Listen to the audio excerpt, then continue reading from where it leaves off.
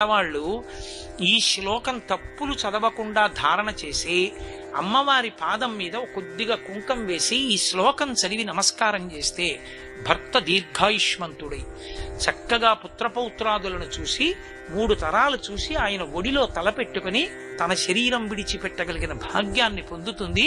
పసుపు కుంకాలతో 10 కాలం ఉంటుందంటారు. ఇది యథార్థంగా నా జీవితంలో ఒకానొక సందర్భంలో అనుభవంలోకి వచ్చింది ఒక విషయంలో. కానీ వ్యక్తిగత విషయాలు నేను సభావేదికల మీద చెప్పడం నాకు అలవాట్లేదు, అందుకని చెప్పను. అంత గొప్ప శ్లోకం. అందులో శంకరులు అంటారు,